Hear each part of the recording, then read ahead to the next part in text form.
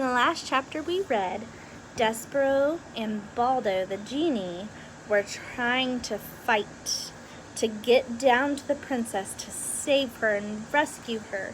And they were being brave knights for honor and chivalry, and they were trying to make sure that the princess was safe.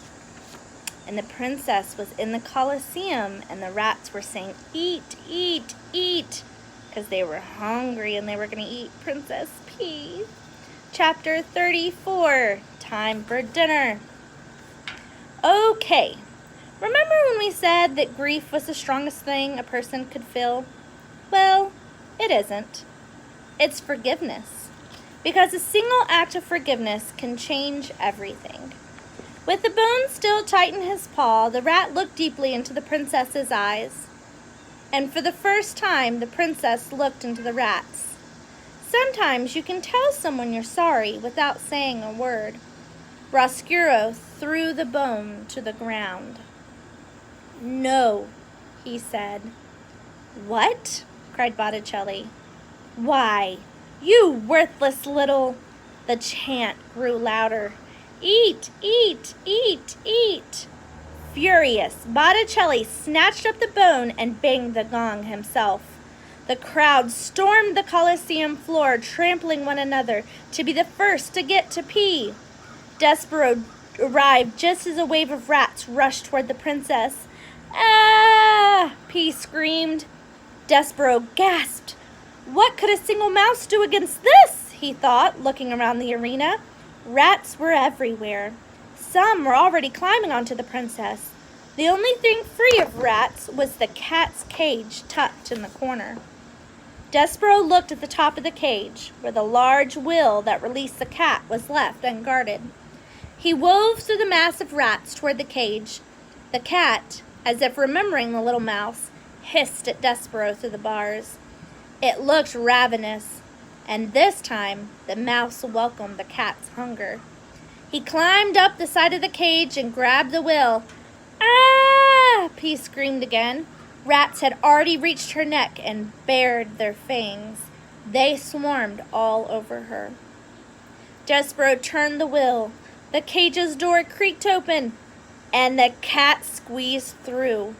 It burst through the Colosseum with a snarl as loud as a tiger's. "Who let him out?" Botticelli demanded. The cat extended his claws and slashed at everything in his path. Each swipe sent rats flying into the air. From the top of the cage, Despereaux watched the rats scatter and scream.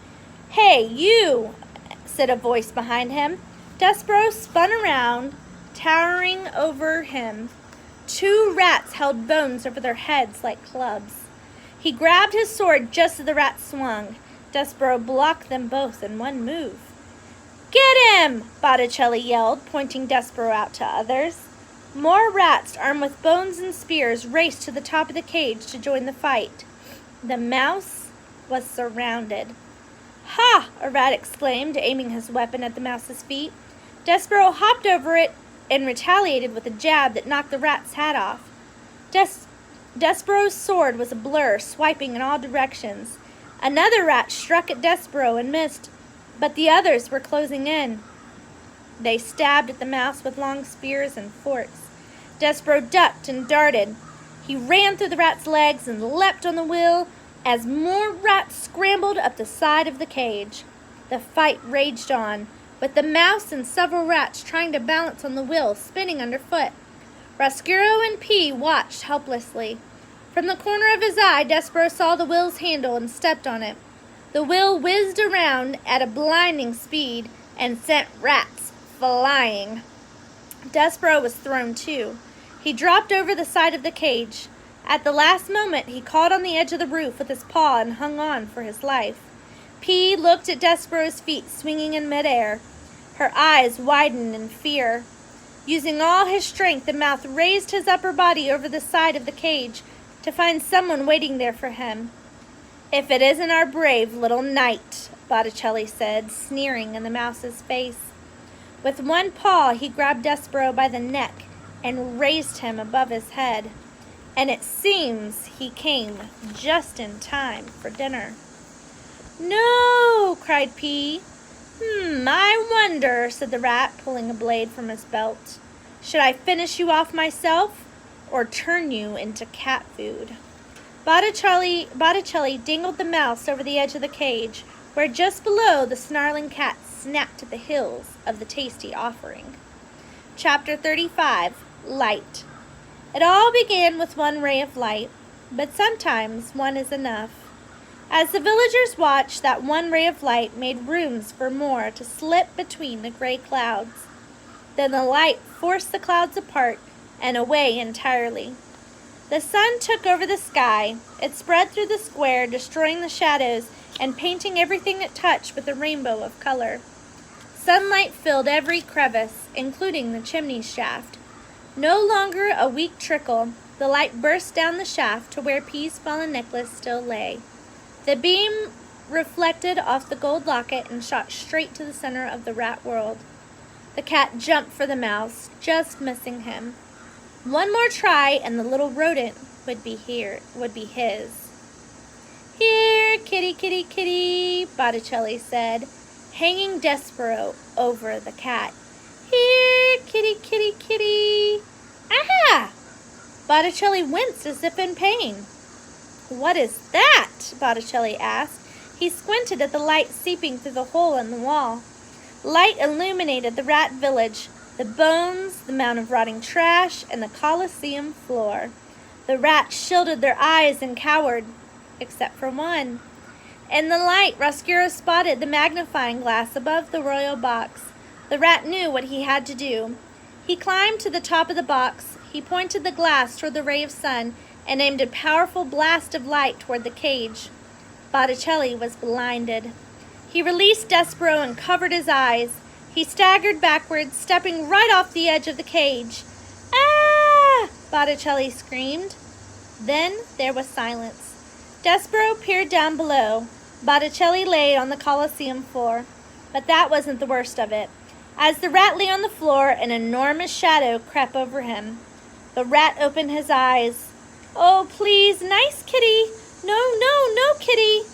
The tomcat raised a clawed paw. Botticelli ran for the nearest shelter, the cat cage, and the cat followed him in. With one kick, P slammed the cage door shut. The force made the door's latch fall, and it locked, and then it was difficult to tell which was louder, the cat's snarls or the rat's long, tortured yells. From the top of the cage, Despereaux looked down at his princess and smiled, and the princess smiled back. It was over, they thought, but Roscuro was not finished. He swiveled the magnifying glass around, sending beams of light all over the dungeon. Screaming rats scurried into the darkness they could find, disappearing into cracks and holes, until the underground village was quiet and flooded with light. Despereaux untied P. She sat up and smiled. "Thank you, my good gentleman," she said. Behind the mouse, someone sniffed. Despereaux and P turned to see the rat who had stayed behind. Roscuro walked hesitantly up to P, and their eyes met again. "I am sorry," said Roscuro. "You have nothing to be sorry about," said the princess.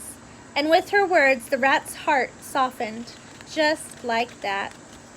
In another part of the dungeon, a father held the daughter he thought he'd lost forever. "I'm so sorry," Gregory said to Mig, hugging her tight. "You have no idea how sorry that I am." And Miggery Sow enjoyed the strange new feeling that lightened her heart. And in the chambers, the king stood at his window, looking down at his subjects, drenched in sunlight. "I'm so sorry," said the king, quietly, almost to himself. His people cheered at the sight of him, and his kingdom once again glistened like a tiny jewel against the sea.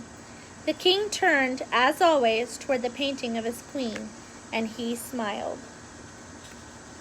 For the epilogue. So you could call all this a big misunderstanding if you wanted to.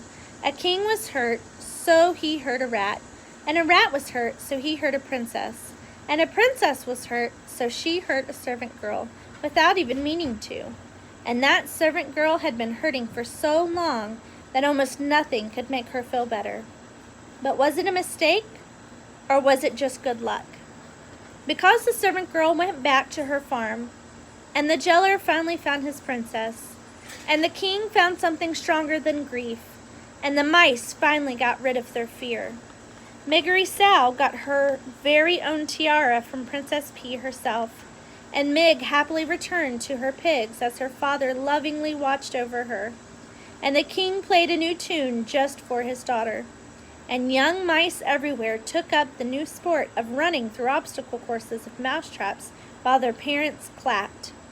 And the people of Dor lived side by side with their rats, all except the one who went back to sea and felt cold breezes each morning and sun on his face every afternoon.